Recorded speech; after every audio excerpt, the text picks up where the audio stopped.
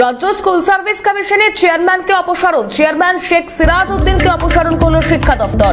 মেয়াদ উত্তীর্ণ প্যানেল থেকে স্ত্রীকে চাকরি পাওয়ানোর অভিযোগ, চাকরি পাইয়ে দেওয়ার অভিযোগ স্বামীর বিরুদ্ধে হাইকোর্টে বিচারপতি বিশ্বজিৎ বসুর হেফাজতে নেওয়ার নির্দেশ। মণি ভট্টাচার্য আমাদের প্রতিনিধি রয়েছেন টেলিফোন লাইনে। মণি, কি আপডেট? দেখো, তোমাকে জানিয়ে রাখি, সোমবারই কিন্তু এই যে অভিযুক্ত শেখ সিরাজউদ্দিন, উনি কিন্তু এসএসসি পশ্চিমাঞ্চলের চেয়ারম্যান ছিলেন।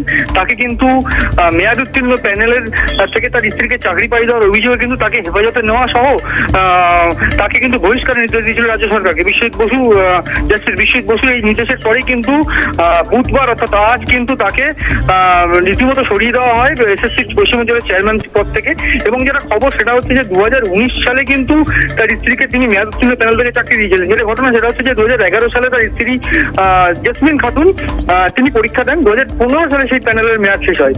কিন্তু যেটা অভিযোগ সেটা 2019 সালে এই মেয়াদ উত্তীর্ণ প্যানেল থেকে কিন্তু তাকে চাকরি দিয়েছিলেন ক্ষমতার অপব্যবহার করে এসএসসি পশ্চিমাঞ্চলের চেয়ারম্যান শেখ সিরাজউদ্দিন। তারপরেই কিন্তু এই মামলাটি হাইকোর্টের নজরে আসে এবং হাইকোর্টের বেশ কিছুদিন এই মামলা চলে। এবং তারপরে কিন্তু 2019 সালের এই প্যানেলের যে ঘটনা, এই প্যানেলের যে মেয়াদ উত্তীর্ণ প্যানেলের যে নিয়োগের ঘটনায় কিন্তু অভিযুক্ত এই যে শেখ সিরাজউদ্দিনকে কিন্তু হেফাজতে নেওয়া সহ তাকে কিন্তু বহিষ্কারের নির্দেশ দেয়। তারপরে কিন্তু এই বহিষ্কার বলে খবর।